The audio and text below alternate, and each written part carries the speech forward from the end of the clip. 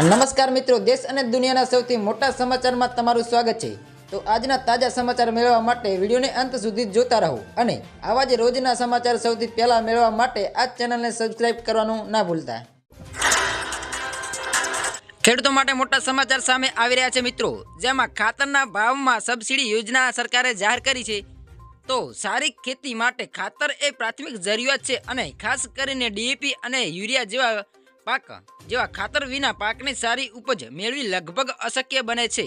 જો કે વૈશ્વિક બજારમાં વધતી કિંમત હેઠળ ખેડૂત ભાઈઓ માટે હંમેશા ચિંતાનો વિષય રહે છે અને વૈશ્વિક સ્તરે યુરિયાની કિંમત ખૂબ જ ઊંચા હોવા છતાં ભારતમાં ખેડૂતોને માત્ર ₹242,000 ચૂકવવા પડે છે।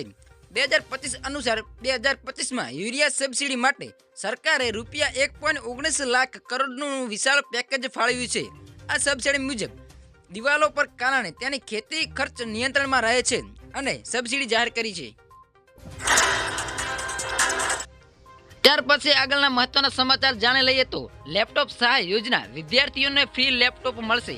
જેમાં લેપટોપ યોજના 2025 અનુસાર ભારત સરકાર અને act all India counselling for technical education દ્વારા વિદ્યાર્થીઓ માટે ડિજિટલ શિક્ષણને પ્રોત્સાહન આપવા માટે ફ્રી લેપટોપ યોજના 2025 અથવા પીએમ ફ્રી લેપટોપ યોજના, વન સ્ટુડન્ટ વન લેપટોપ યોજના રાખવામાં આવેલી છે, જેને ચલણીકરણ પણ કરવામાં આવ્યું છે। આ યોજના આર્થિક રીતે કમજોર વિદ્યાર્થીઓને મફતમાં લેપટોપ આપીને ઓનલાઈન લર્નિંગ અને ડિજિટલ ગેપને ઘટાડવાનો ઉદ્દેશ્ય ધરાવે છે। આ યોજના કેન્દ્રીય અને રાજ્ય સ્તરે ચાલે છે અને 2025માં તેને વિસ્તારવામાં આવ્યો છે। વિદ્યાર્થી ગુજરાતનો કાયમી રહેવાસી હોવો જોઈએ જે આ લેપટોપ ફ્રીનો લાભ લઈ શકે। જેમાં આ યોજનાનો લાભ લેવા માટે વિદ્યાર્થીઓને ધોરણ 8 અને 10 અથવા 12નું ધોરણ સરકાર માન્ય બોર્ડની પરીક્ષા પાસ કરેલું હોવું જોઈએ। કુટુંબની વાર્ષિક આવક ₹1 લાખથી પણ ઓછી હોવી જોઈએ। વિદ્યાર્થીઓની ઉંમર 18 થી 25 વર્ષની વચ્ચે હોવી જોઈએ। આ યોજનાનો લાભ લેવા માટે વિદ્યાર્થીએ સરકારી અથવા ગ્રાન્ટેડ શાળા કોલેજમાં અભ્યાસ કરતો હોવો જોઈએ।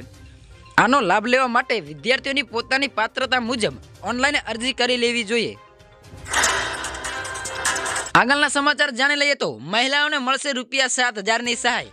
જેમાં કેન્દ્ર સરકારે વીમા સખી યોજના 2025 શરૂ કરી છે, જે મહિલાઓને આર્થિક રીતે સશક્ત બનાવવા, વીમા જાગૃતિ ધરાવતા અને રોજગારી તકો પૂરી પાડવાના હેતુથી ખૂબ જ ફાયદાકારક યોજના છે અને આ યોજના હેઠળ 18 થી 70 વર્ષની વયની વધુ પાત્ર મહિલાઓ ₹7,000 સુધીનો જ સીધો માસિક નાણાકીય લાભ મેળવી શકે છે અને આ LIC life insurance corporation of India દ્વારા ચલાવવામાં આવે છે।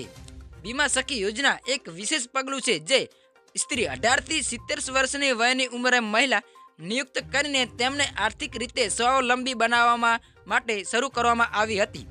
આ યોજના 9 ડિસેમ્બરે 2024ના રોજ પ્રધાનમંત્રી નરેન્દ્ર મોદી દ્વારા લોન્ચ કરવામાં આવી હતી અને તેનો મુખ્ય ઉદ્દેશ ગ્રામીણ અને અર્ધ શહેરી વિસ્તારોમાં મહિલાઓને ઇન્સ્યોરન્સ એજન્ટ તરીકે તાલીમ આપવાનો, નોકરી તકો આપવાનો। આ યોજના હેઠળ 1 લાખથી વધુ મહિલાઓનો લાભ આપવાનો છે।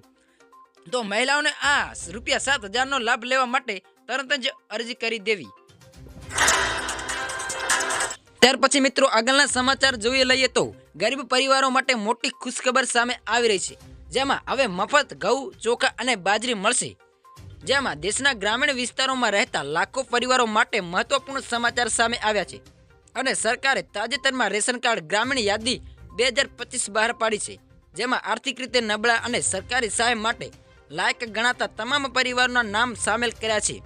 જેમાં આ યાદી રાષ્ટ્રીય ખાદ્ય સુરક્ષા કાયદા હેઠળ તૈયાર કરવામાં આવી છે અને તેનો પ્રાથમિક હેતુ પ્રધાનમંત્રી ગરીબ કલ્યાણ અન્ન યોજના હેઠળ ફરજિયાતમંદ પરિવારને મફત અનાજ પૂરું પાડવામાં આવશે। જેમાં આ યોજના હેઠળ પાત્ર પરિવારોને દર મહિને ઘઉં, ચોખા, બાજરી, મીઠું અને અન્ય આવશ્યક ખાદ્ય વસ્તુઓ મફત આપવામાં આવે છે, જેની આ લાભ લેવો અને ગરીબ પરિવારોને ખેડૂત ભાઈઓ માટે સારી ખેતી એટલે સફેદ સોનું। જેમાં લસણ એક રોકડીયો પાક છે જેની માંગ આખું વર્ષ રહે છે, તેથી જ ખેડૂતો તેને સફેદ સોનું કહે છે। દેશના ઘણા રાજ્યોમાં તેની ખેતી મોટા પાયે થાય છે।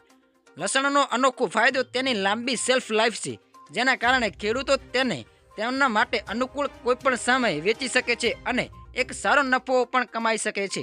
આ જ કારણ છે કે ખેડૂતો પરંપરાગત હેઠળ કઠોળ અને તેલીબિયાંના પાક કરતાં જ પણ લસણની ખેતીને વધુને વધુ પ્રાધાન્ય આપી રહ્યા છે અને તેનો ઉચ્ચ નફો પણ મેળવી રહ્યા છે.